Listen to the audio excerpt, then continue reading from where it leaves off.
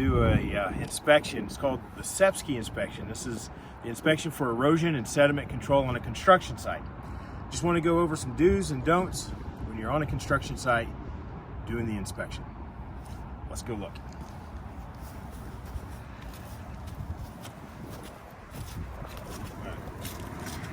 The first thing you want to keep in mind when you're out on a construction site is that bad guys don't want to be seen. You're a good guy, you need to be seen. So camouflage, black hat, no company logo, that's a no-no. You want to be visible and identifiable. So that means, so you're gonna put on your high vis and a logoed hat or logo on your outfit. That way you're visible and you're identifiable. Another don't is don't just take pictures of problems.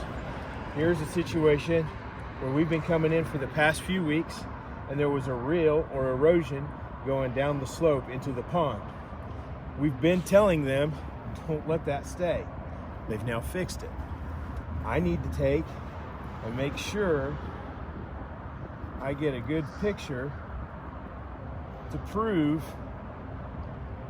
that they fixed it.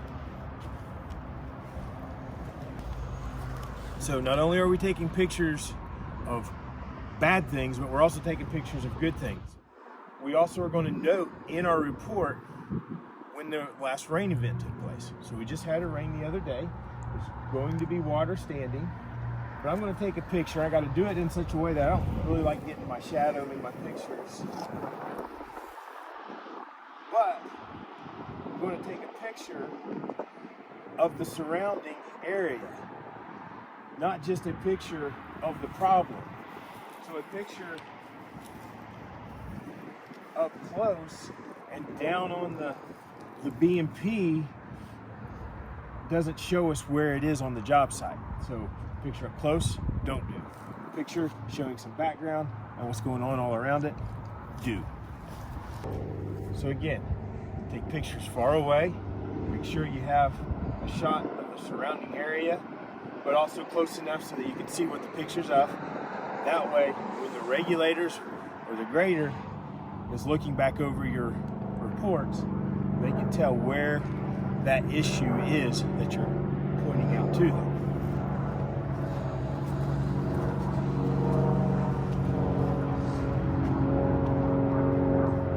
We always want to make sure that we get a picture of just the overall. This is a picture that preferably we would get with the drone. We secure the plane overhead. We can't fly drones here, too close to the airport. So we want to get in and take an overall picture of the whole site, or as much of it as possible. And then each week, as we come out, I take that picture from a little bit different angle. That way, as the regulators come in and look at the pictures, they can see what areas are being worked in, how things are looking, and they can get a picture of the whole site. Again, throwing a drone in the air, overhead, that's better. But make sure you do not leave this site without getting a picture of the overall site. We got a picture of this a minute ago. We got a picture of the discharge riser with that skimmer on it. Looks like the skimmer's upside down, so we need to note that. It's been upside down for the past few weeks. We've got to let them know that. Ideally, we would go look at the outfall where the water is actually leaving this pipe, but we want to look at the water as it comes out to make sure that it's not red and has illicit discharge in it. So another thing on an inspection, you want to make sure that you're always looking at the construction entrance or the temporary entrance. There's going to be about 100 feet off of the road, 20 feet wide. Those are the minimums. There should always be a fabric underneath it.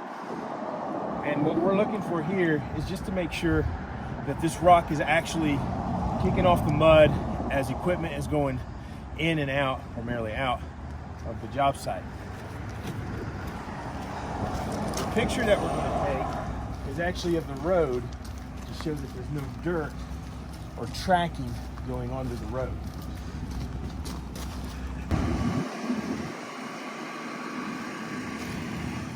All right, thank you. Thank you. I appreciate it. Appreciate you. Have a good one.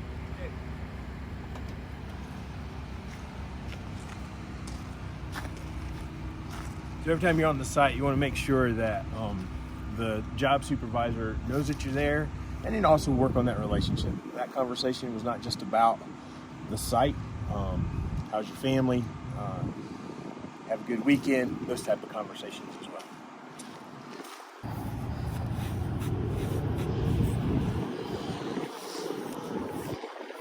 All right, one thing that we want to make sure that we're not doing is we're not tracking mud across that nice asphalt over there. This is not part of the construction area, so the moment I step over that fence, I want to make sure that I'm not carrying mud on my shoes and putting it on the neighbor's asphalt. We're working a site right now where there's a retail strip right next door. All the construction guys are parking in that retail strip. They walk to the cars, they're banging their boots on the parking lot, and they've got mud everywhere. It's just a matter of time before somebody gets to the plant. I don't want to. I've parked here, made sure that my tires are clean when I come in, make sure my tires are still clean when I leave. I don't want to be part. I'm here to inspect to make sure mud and sediment's not leaving the site. I don't want to be part of taking mud and sediment off the site. The other thing, when you come onto a job site, you want to make sure that you're out of the way. That's what makes the drones a good tool to have. I can stay out of the way, get pictures up, and I'm not walking in front of people's lasers. I'm not walking in front of their equipment. It makes it a whole lot easier. Staying out of their way.